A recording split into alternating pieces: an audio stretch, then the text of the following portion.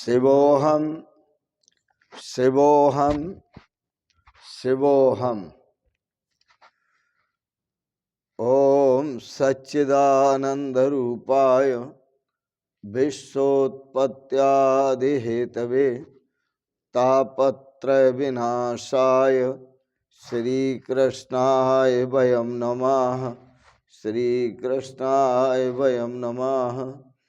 ॐ ध्यानमूलं गुरुमूर्ति पूजामूलं गुरुपदं मंत्रमूलं गुरुवाक्यं मोक्षमूलं गुरुकृपा। ओम अखंडानंदबोधाय शिष्यसंतापहारिणे सच्चिदानंदरूपाय तस्मै श्री गुरवे नमः। तस्मै श्री गुरवे नमः। तस्मै श्री गुरवे नमः।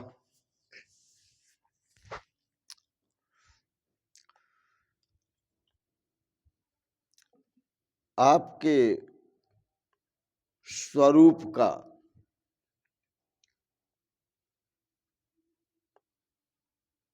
जो बोध है, ज्ञान है, वह केवल गुरु ही करा सकते हैं। गुरु आपको कहते हैं कि परमात्मा परिपूर्ण है। यह प्रसंग आप अध्यात्म उपनिषद से श्रवण कर रहे हैं।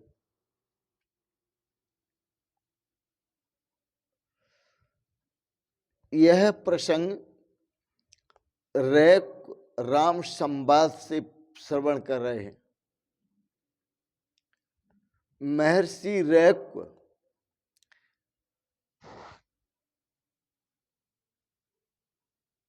सतगुरुदेव भगवान का स्वरूप है। राम जी श्रद्धा का स्वरूप है। उन राम जी के लिए गुरुदेव भगवान कहते हैं कि राम जी, परमात्मा वास्तव में परिपूर्ण है, तो परितय समन्तात हर तरफ से जब पूर्ण है तो आप भी तो पूर्ण ही हैं। परमात्मा आदि और अंत से रहित है। राम जी, आप भी आदि और अंत से रहित हैं। परमात्मा अमाप है। मैं कल के प्रसंग में आपको कह रहा था, उन बातों को पुनः दोहरा रहा हूं। परमात्मा अमाप है, नाप सकने में असंभव, उसे कोई नाप नहीं सकता। परमात्मा विकार रहित है, उसमें कोई विकार नहीं है। परमात्मा स्वतः सत्ता युक्त है। परमात्मा चैतन्यमय है। परमात्मा नित्य है। परमात्मा आनंदमय है। राम जी, परमात्मा अविनाशी है। तत्त्वमसि, वही परमात्मा तुम हो। हे राम जी, वही परमात्मा तुम हो। वह परमात्मा हरेक में व्यापक है, एक रस वाला है, वह पूर्ण है, वह अनंत है, वह सर्व तरफ सभी तरफ मुख वाला है। वह त्याग करने में या ग्रहण करने में नहीं आता। त्याग ग्रहण से रहित है। त्याग करने में, ग्रहण करने में अशक्य है। आधार के ऊपर नहीं है, वह स्वयं निराधार है। तो आश्रय रहित रहने वाला परमात्मा जो निराधार परमात्मा है राम जी, वह निर्गुण है, क्रिया रहित है, सूक्ष्म है, विकल्प रहित है, स्वतः सिद्ध है, वह शुद्ध है, वह बुद्ध है, वह अमुक के समान नहीं है राम जी। वह परमात्मा एक है, वह अद्वैत है, वह ब्रह्म ही यह सब कुछ है। उस ब्रह्म से अतिरिक्त कुछ भी नहीं है। तत्त्वमसि, हे राम जी, वही ब्रह्म आप हो। यह आप पूर्व प्रसंग में भी बात श्रवण कर रहे थे। यह आपको कौन बताएगा कि आप ब्रह्म हैं? यह कौन बताएगा गुरु के बिना कि आप अजन्मा हैं, कभी जन्मे नहीं? आपको यह कौन बताएगा कि आप अमरना हैं, आप कभी मरते नहीं, अमर हैं? यह गुरु के सिवाय कोई बता नहीं सकता। लेकिन सच्चे गुरु की बात करता हूं। आज तो गुरुओं का तांता लगा हुआ है, भरपूर गुरु हैं। जिधर निकल जाओ उधर गुरु ही गुरु मिलेंगे। लेकिन याद रखना, गुरुबा तो घर घर फिरे, कंठी माला लेओ, नरक स्वर्ग सब चेला जाने, हमें दक्षिणा देव। और आपको सावधान करूंगा कि गुरु किया है देह का। कोई इसलिए गुरु बना लेते हैं कि ये भी ब्राह्मण है, हम भी ब्राह्मण हैं, चलो ब्राह्मण को गुरु बनाते हैं। तो गुरु किया है देह का। कोई इसलिए बना लेते हैं, बड़े अच्छे लगते हैं, शकल के देखने में बड़े सुंदर हैं, तो इसलिए गुरु बना लेते हैं। गुरु किया है देह का, सतगुरु चीन्हा नाय।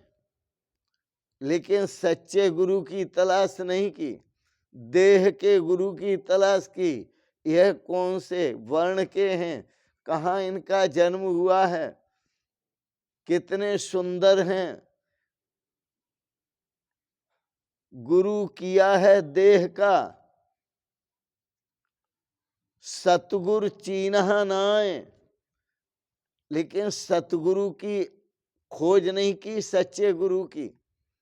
गुरु किया है देह का, सतगुरु चीना ना है, ता कारण संसार में फिर गोता खाएं। इसी कारण से संसार में बार बार जन्मते हैं और बार बार मरते हैं। हे राम जी, वह ब्रह्म अद्वैत है, वह समान है, अमुक के समान नहीं है, अमुक से छोटा नहीं है, बड़ा नहीं है। अद्वैत ब्रह्म है, वही सब कुछ है। यहाँ दूसरा और कुछ नहीं है। नेह नाना अस्त किंचन, यहाँ नाना तो कुछ भी नहीं है। तत्त्वमसि, हे राम जी, वही आप हो। इस प्रकार अपने अनुभव से राम जी स्वयं को जानो। इस प्रकार अपने अनुभव से, हे राम जी, स्वयं ही जानो, स्वयं अपनी आत्मा को जानो। और वह आत्मा अखंड स्वरूप है। अखंडित आत्म स्वरूप को जानकर राम जी आप सिद्ध हो, सिद्ध निर्विकल्प हो जाओ, अपने निर्विकल्प स्वरूप में स्थित हो जाओ। आत्मा से ही अत्यंत सुख पूर्वक स्थिति करो। अपने आत्म स्वरूप में ही, जो तुम्हारा आत्म स्वरूप है, यही सुख स्वरूप है। हे राम जी, अपने आत्म स्वरूप में ही स्थित हो जाओ। बड़ा सुंदर है। परंतु मैं एक बात और भी कहूंगा आपको, वह यह कि जो सतगुरु है, गुरु है, उसके समान कोई दूसरा नहीं है। पहले हमारे महापुरुष बड़े प्रेम से भजन गाया करते थे, गुरु के समान नाही दूसरा जहान में, गुरु के समान नाही दूसरा जहान में, गुरु बिन मुक्ति कैसे आए तेरे ध्यान में, गुरु बिन मुक्ति कैसे आए तेरे ध्यान में, गुरु के समान नहीं दूसरा जहान में।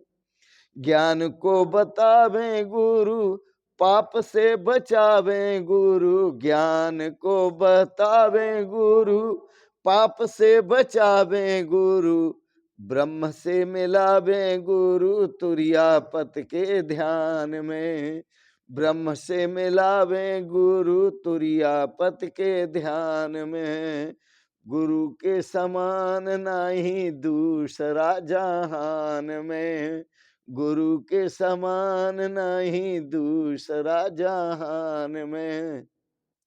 यही वेद सुरती कहती गुरु बिन ज्ञान नहीं, यही वेद सुरती कहती गुरु बिन ज्ञान नहीं, ज्ञान बिना मुक्ति कैसे आए तेरे ध्यान में, ज्ञान बिना मुक्ति कैसे आए तेरे ध्यान में, गुरु के समान नहीं दूसरा जहान में, गुरु के समान नहीं दूसरा जहान में। सतगुरु जी की सेवा की जय, झूठ कपट सब त्याग दीजय, सतगुरु जी की सेवा की जय, झूठ कपट सब त्याग दीजय, ज्ञानी गुरु के संग में रहियो, ज्ञानी गुरु के संग में रहियो, मस्त रहो निज ध्यान में, ज्ञानी गुरु की शरण में जइयो, मस्त रहो निज ध्यान में, गुरु के समान नहीं दूसरा जहान में, गुरु के समान नहीं दूसरा जहान में, गुरु के समान नहीं दूसरा जहान में। तो इस संसार में गुरु के समान कोई दूसरा नहीं है। गुरु तो अनमोल रतन है। गुरु ही आपको बताएंगे, जैसे सतगुरुदेव भगवान राम जी के सतगुरुदेव भगवान राम जी को बता रहे हैं, जिनको आप सभी परमात्मा कहते हैं। भगवान श्री राम तो 12 कला के अवतार हैं, साक्षात नारायण का अवतार हैं।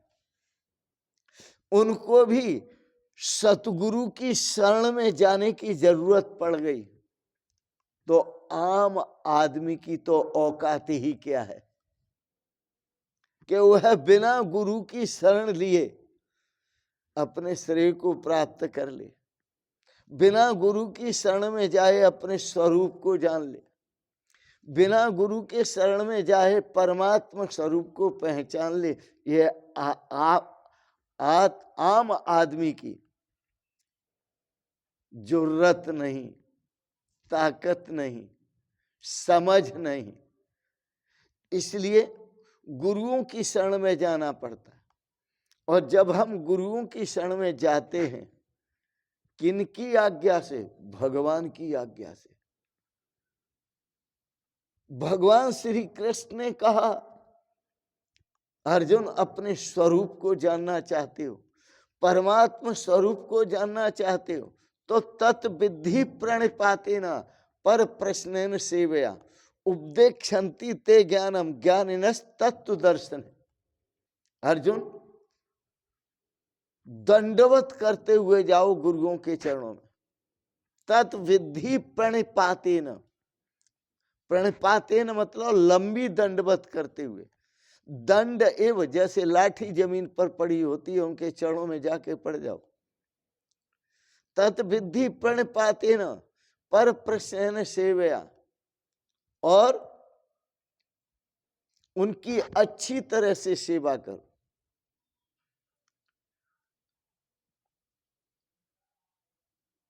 और जब आपकी सेवा से वो खुश हो तो प्रश्न, अपने प्रश्न से अपनी बात पूछो, फिर प्रश्न करो, अपनी जिज्ञासा उनके सामने प्रकट करो। जब आपको वो जिज्ञासु देखेंगे, मुमुक्षु देखेंगे, जिज्ञासु देखेंगे, श्रद्धावान देखेंगे, जिज्ञासावान देखेंगे, तो उपदेक्षन्ति ते ज्ञानम, वो तुम्हें ज्ञान का उपदेश देंगे। ज्ञानिनस् तत्व दर्शन है, वो तत्वदर्शी महापुरुष जिन्होंने तत्व ज्ञान को जाना है, वो तुम्हें तत्व ज्ञान का उपदेश देंगे। यही हो रहा है यहाँ। भगवान श्री राम को उनके सतगुरुदेव भगवान श्री राम को तत्व का उपदेश दे रहे हैं, तत्व ज्ञान का उपदेश दे रहे हैं। राम जी स्वानुभूत्या स्वयं ज्ञात्वा स्वात्मानम अखंडितम, स्वानुभूत्या स्वयं ज्ञात्वा स्वात्मानम अखंडितम ससिद्ध सुसुखम तिष्ठन् निर्विकल्पात्मना आत्मनि। हे राम जी, स्वानुभूत्या जो ज्ञान था मैं आपको दे चुका, अब आप उस ज्ञान की स्वयं अनुभूति करो। स्वानुभूत्या, और कौन से ज्ञान की अनुभूति करो? स्व, जो आपका स्वरूप ज्ञान स्वरूप है, जो आपका स्वरूप ब्रह्म स्वरूप है, जो आपका स्वरूप चेतन स्वरूप है, जो आपका स्वरूप परम आनंद स्वरूप है, जो आपका स्वरूप परम सुख स्वरूप है, जो आपका स्वरूप परम शांति स्वरूप है। स्वानुभूत्या, उस अपने परम सुख स्वरूप की अनुभूति करो। जानो अपने सुख स्वरूप को स्वयं ज्ञात्वा, और स्वयं के द्वारा ही जानो। अपने सुख स्वरूप को, अपने आनंद स्वरूप को स्वयं ज्ञात्वा, स्वयं ही जानो। यहाँ कोई तुम्हें जानकारी दिलाने वाला नहीं है, यहाँ कोई तुम्हें इंगित करने वाला भी नहीं है, यहाँ कोई तुम्हें बताने वाला भी नहीं है। स्वयं ज्ञात्वा, तो राम जी स्वयं की अनुभूति करो और स्वयं को ही जानो। स्वयं की अनुभूति करके और स्वयं को जान करके, कैसे जान करके? स्व आत्मानम अखंडितम, मैं तो अजर अमर आत्मा हूं, अविनाशी आत्मा हूं और अखंड आत्मा हूं। अखंड आत्मा, संसार में रखे हुए घड़े हजार हो सकते हैं, खंड खंड हो सकते हैं, लेकिन उन सभी में राम जी जो आकाश है वो तो एक ही है। इसी तरह संसार में जितने भी चराचर जीव हैं वो सब अलग अलग हो सकते हैं, उनके शरीर अलग अलग हो सकते हैं, लेकिन उन सभी में जो परमात्मा है वो तो एक है, तत्वमसि। राम जी वही आप हो। स्वात्मानम अखंडितम, अपने अखंड स्वरूप आत्म स्वरूप को जानो। और राम जी जो अपने अखंड आत्म स्वरूप को जान लेता है ससिद्ध, वही सिद्ध महापुरुष है। ससुखम तिष्ठन्, वही शाश्वत सुख में स्थित रहता है, वही शाश्वत आनंद में स्थित रहता है, और वही शाश्वत शांति में स्थित रहता है। निर्विकल्पा, निर्विकल्प आत्मना आत्मनि। हे राम जी, वो वह निर्विकल्प अवस्था में स्थित रहता है। किसके द्वारा? अपने द्वारा, अपने में। आत्मनि, आत्मना, अपने द्वारा वह अपने में ही स्थित रहता है, फिर उसे और कुछ दिखाई नहीं देता। राम जी सिर्फ अपने स्वरूप का दर्शन करता है, जिधर भी करता है अपने स्वरूप का दर्शन करता है। स्वरूप के सिवाय, उसके स्वरूप के सिवाय और कुछ नहीं दिखाई देता उसे। लेकिन राम जी, मैं आपको एक बात कहूंगा,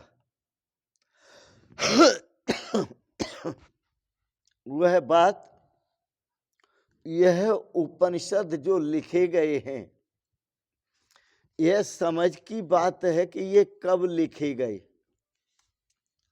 यह उपनिषद लिखे गए हैं पूर्ण श्रद्धा के काल में।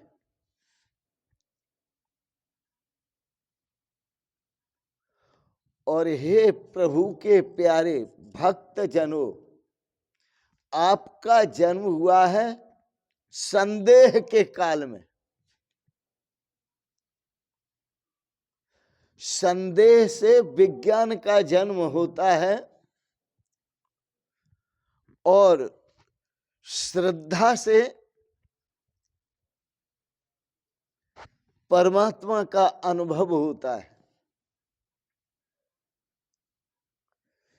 यह गुरु और शिष्य के बीच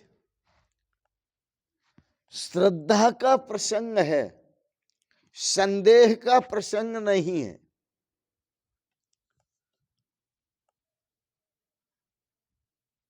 पहले उपनिषदों के समय में, श्रुतियों के समय में मन का आधार श्रद्धा थी।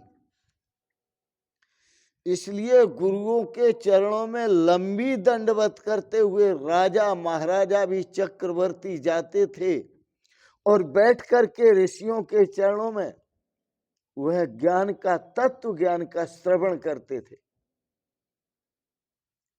श्रद्धा थी।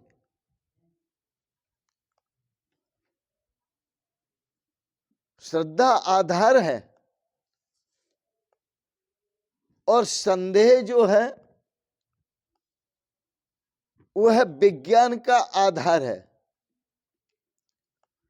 उस समय श्रद्धा सहज थी, किसी में श्रद्धा उत्पन्न करने की आवश्यकता नहीं थी। आज तो संत महापुरुष विद्वान ब्राह्मण श्रद्धा प्रकट करने में, जनता के भीतर भगवान के प्रति श्रद्धा प्रकट करने में अनेक दृष्टांत देते हैं, अनेक कथाएं सुनाते हैं, बहुत कुछ करते हैं, लेकिन फिर भी वह श्रद्धा जो उपनिषद काल में थी, फिर भी वह श्रद्धा उत्पन्न नहीं हो रही।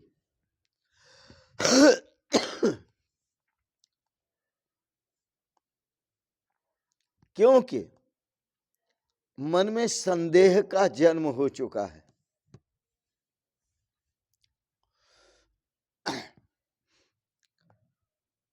विज्ञान कहता है संदेह, क्योंकि विज्ञान का विकास ही संदेह से हुआ है।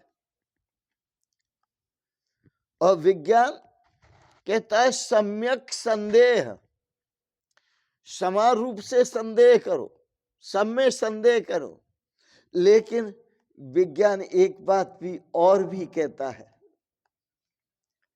विज्ञान कहता है राइट डाउट, राइट लिसनिंग।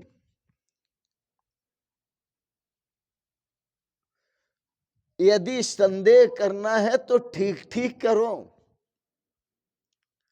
और महापुरुषों की बातें सुनना है, ऋषियों की, तो ठीक ठीक सुनो।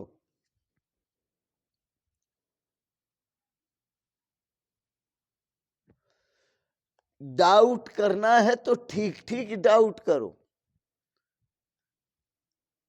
तर्क देना है तो ठीक ठीक तर्क दो। ऊहा पोह विचक्षण, तर्क वितर्क में कुशल कोई भी हो सकता है। अज्ञानी भी व्यक्ति ऐसे तर्क देता है कि विद्वान भी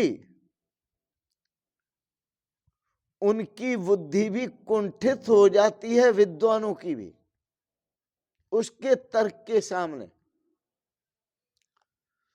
तो तर्क हो तो ठीक ठीक हो, right doubt, right listening, right speaking.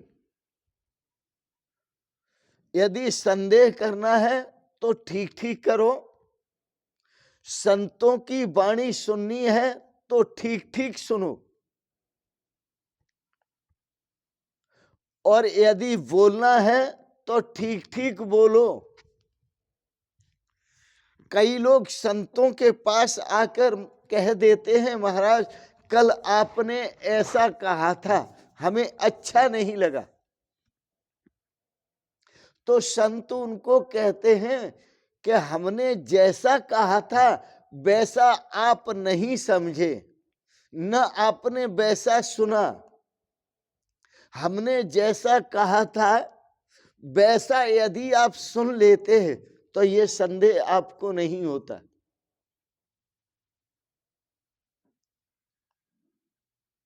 हमने जैसा कहा, हमारे जैसा कहने से आप जैसा समझे, वह समझ के आधार पर आप संदेह कर रहे हैं, लेकिन हमने जैसा कहा वैसा आप समझे नहीं। यदि वैसा समझ लेते तो आपको संदेह नहीं होता। तो संदेह आधार है विज्ञान का, ऐसे ही श्रद्धा आधार है धर्म का। ये बातें बहुत कीमती हैं, यह शब्द बहुत कीमती है, संभाल के रखना। संदेह आधार है विज्ञान का, श्रद्धा आधार है धर्म की। इसको ठीक ठीक ख्याल में ले लेना, क्योंकि संदेह के बिना विचार नहीं होता और न हो सकता है। ऐसे ही श्रद्धा के बिना, ऐसे ही श्रद्धा के बिना आपके भीतर निर्विचारणा नहीं आ सकती। श्रद्धा निर्विचारणा लाती है, संदेह विचार लाता है, संदेह तर्क पैदा करता है और श्रद्धा निस्तर्क को जन्म देती है।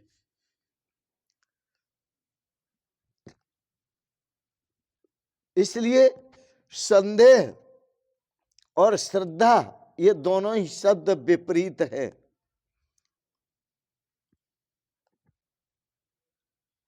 ऐसा समझो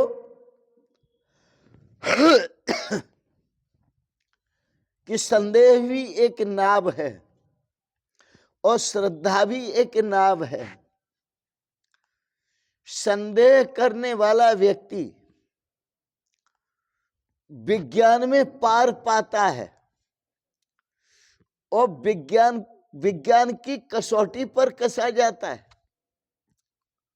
विज्ञान में जो तथ्य हैं उनको वह उपलब्ध हो जाता है, लेकिन परमात्मा को उपलब्ध नहीं होता, क्योंकि पदार्थ का विखंडन करो तो पदार्थ से अण कण परमाणु बनते हैं। उसकी यात्रा परमाणु तक है, परमात्मा तक नहीं है। विज्ञानी की यात्रा परमाणु तक है और परमाणु को ऊर्जा, परमाणु का जब विस्फोट होता है तो ऊर्जा उत्पन्न होती है, और जो ऊर्जा है इस ऊर्जा की प्राप्ति तक ही संदेह की गति है, विज्ञान की गति है, लेकिन परमात्मा तक गति नहीं है। परमात्मा तो गति है श्रद्धा की। तो ये दोनों नावें हैं। विज्ञानी पहुंचता है ऊर्जा तक, श्रद्धावान पहुंचता है परमात्मा तक। किसी को वैज्ञानिक बनना हो तो वह श्रद्धा से नहीं बन सकता, किसी को धार्मिक बनना हो तो वह श्रद्धा के बिना नहीं बन सकता। धार्मिक बनना है तो श्रद्धा की जरूरत है, और वैज्ञानिक बनना है तो संदेह की जरूरत है। श्रद्धा के बिना वह धार्मिक नहीं हो सकता। आज विज्ञान सफल हुआ है, सब तरफ विज्ञान छा रहा है। जैसे आज विज्ञान सब तरफ छा रहा है, और ऐसा कोई मन मस्तिष्क नहीं है व्यक्ति का जो संदेह से भरा हुआ न हो।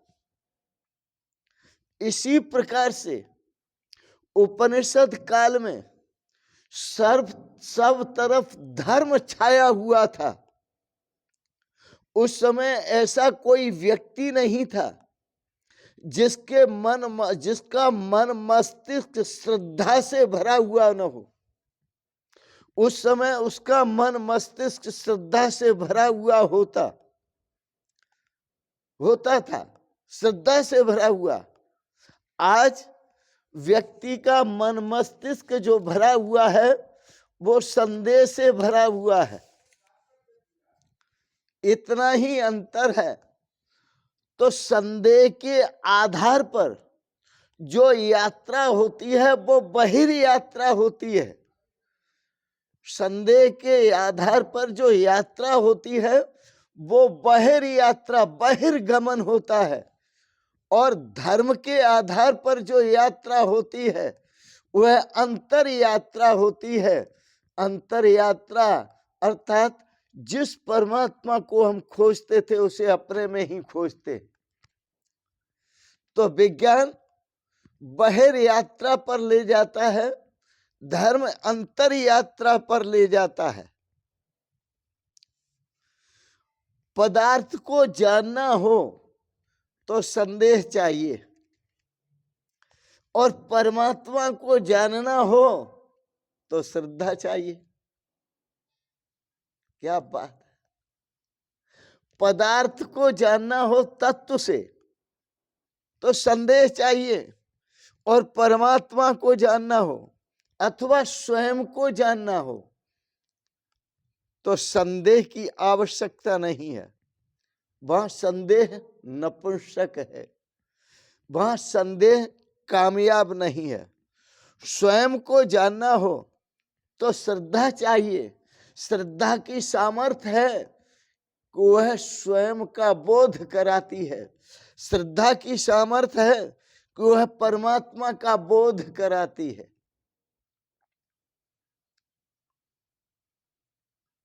श्रद्धा है अपने भीतर की तरफ मुख, संदेह है बाहर की तरफ मुख। जब बाहर की तरफ मुख होता है संदेह से तो व्यक्ति बाहर जाता है, पदार्थों में, व्यक्तियों में, पदों में, बाहर के सुख समृद्धि विलासता में, भोगों में। और जब श्रद्धा होती है तो श्रद्धा का जो मुंह होता है वो स्व की तरफ होता है, परमात्मा स्वरूप की तरफ होता है। तो यह परमात्मा की तरफ ले जाती है। आप निर्णय लें कि आप जाना किधर चाहते हैं। श्रद्धा परमात्मा, श्रद्धा में परमात्मा की ग्राहकता है। श्रद्धा परमात्मा को चाहती है। तो श्रद्धा का अर्थ है प्रेम पूर्ण परमात्मा को स्वीकार करना। श्रद्धा का अर्थ है स्व को परमात्मा स्वरूप में स्वीकार करना। यह पहचान धीरे धीरे होती थी। यह पहचान किसी को रास्ते में पकड़कर पूछ के नहीं होती थी कि बताओ परमात्मा कब मिलेगा, कहाँ मिलेगा, कैसे मिलेगा। यह पहचान ऐसे नहीं होती थी कि जैसे रास्ते में कोई मिला रेडी वाला, तुमने पूछा भैया ये बताओ सेब का भाव है, अंगूर का भाव है, संतरा का भाव है, खीरा का भाव, सब्जी का भाव। ये पहचान ऐसे नहीं होती थी जो तुम रास्ते में पूछ लो संत को रोक करके, उनका महाराज बताओ तुमने परमात्मा को प्राप्त किया है तो दिखाओ। महाराज बताओ क्या तुम ब्रह्म को जानते हो तो बताओ ब्रह्म क्या है।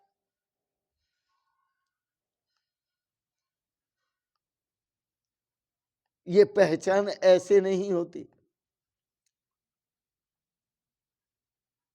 कछुक काल करिए सत्संगा, तब मिट जाए भेद भ्रम भंगा। कुछ काल संत चरणों में रहकर, कुछ समय तक संत चरणों में रहकर सेवा करो और सत्संग करो, सुमिरन करो। सेवा, सुमिरन, सत्संग, यह जब आप करेंगे तो सच में आपको ईश्वर का बोध होगा, परमात्मा का बोध होगा। आप जानेंगे कि वह परमात्मा क्या है, वह ब्रह्म क्या है, आप समझ पाएंगे। संत कोई दुकानदार नहीं है जो उनके पास कोई पदार्थ हो, कोई वस्तु हो, तुम पहुंचे उनका सिगरेट दे दो, एक बिस्कुट का पैकेट दे दो, नमकीन दे दो, यह ऐसे मिलने वाला नहीं है। कछुक काल करिए सत्संगा, कुछ समय तक सत्संग करो, तब हो जाए भेद भ्रम भंगा। तब आपका परमात्मा का जो भेद है, वह जो भेद का भेद नहीं है, भेद का भ्रम है, उस वह भ्रम जो है टूट जाएगा, भंग हो जाएगा। भगवान श्री राम ने भी तो सबरी को कहा कि सबरी सबसे पहले एक भक्ति करो, पहली भक्ति। और पहली भक्ति क्या है कि प्रथम भक्ति संतर कर संगा, दूसरी रत्मम कथा प्रसंगा। मेरा नंबर तो बाद में आएगा, पहले संत शरण में जाओ और संतों की भक्ति करो।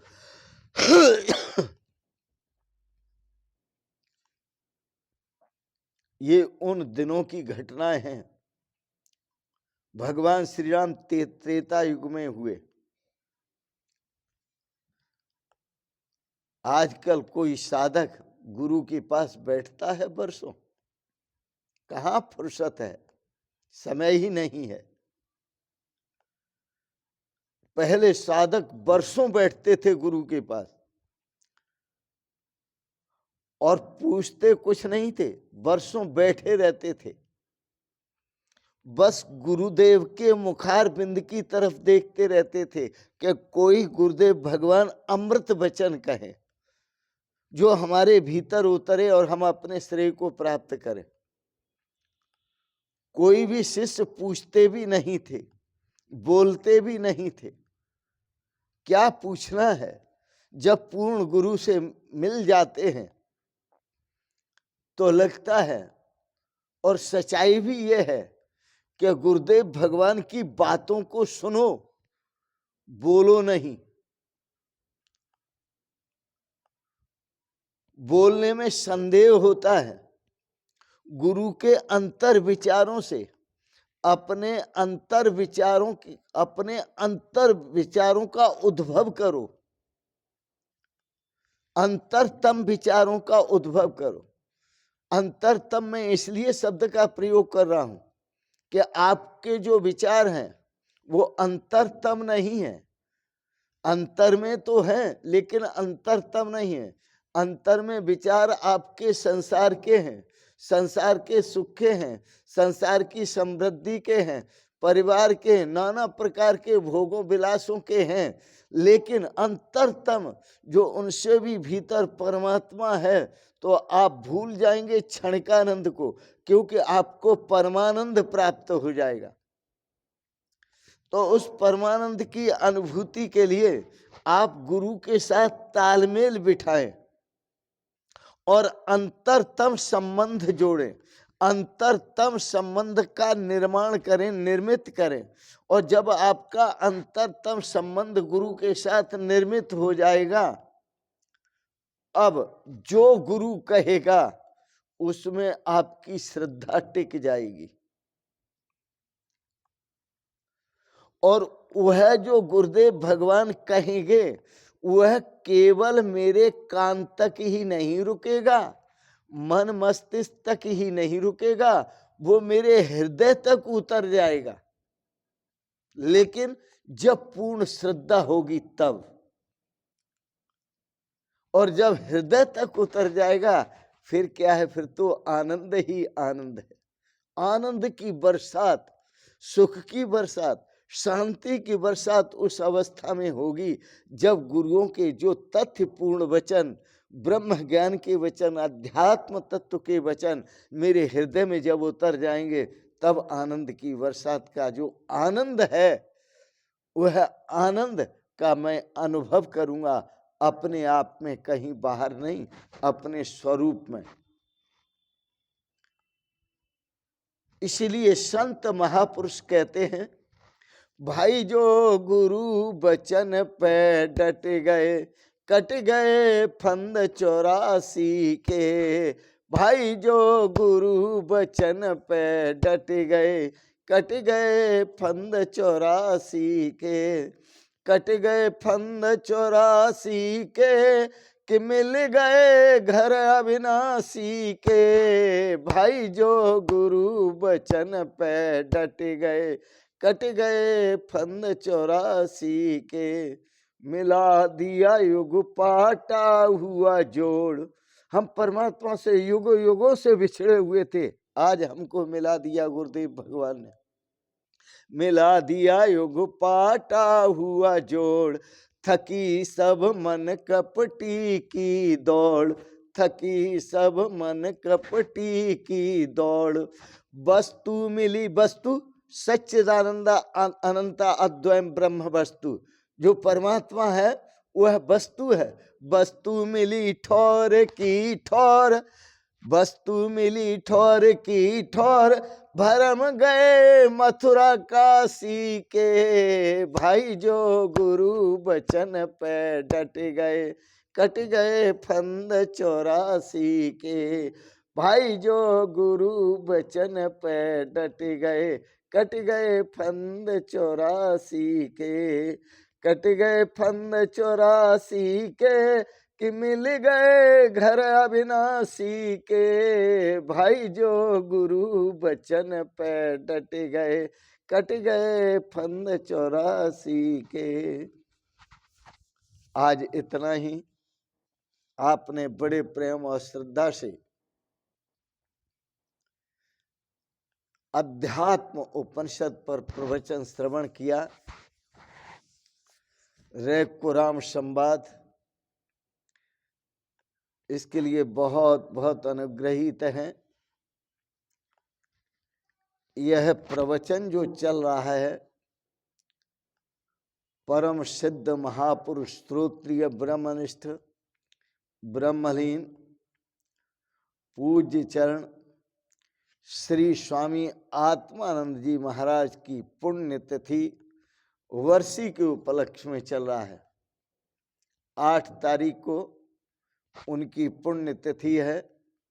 वृंदावन के संत महापुरुष इस आश्रम में पधारेंगे। महामंडलेश्वर, मंडलेश्वर, श्री महंत और महंत सभी आश्रम में पधारेंगे। उनके चरण इस आश्रम में पड़ेंगे। हमारा बड़ा सौभाग्य है। दर्शन करके यह नेत्र भी तृप्त होंगे। इन शब्दों के साथ साथ आपको भी सादर आमंत्रित करते हैं, आप भी पधारें, उन संत चरणों के दर्शन करें, संत महापुरुषों के दर्शन करें और अपने जीवन को सफल बनावे, कृतार्थ करें। इन शब्दों के साथ ही वाणी को विराम देते हुए आप सबके प्रति कोटि से मंगलमयी शुभकामनाएं करते हैं। भगवान आपको सदा स्वस्थ और सुखी रखे सपरिवार। इन शब्दों के साथ आपको बहुत बहुत शुभकामनाएं, बहुत बहुत आशीर्वाद और बहुत बहुत मेरे प्रणाम प्रणाम प्रणाम।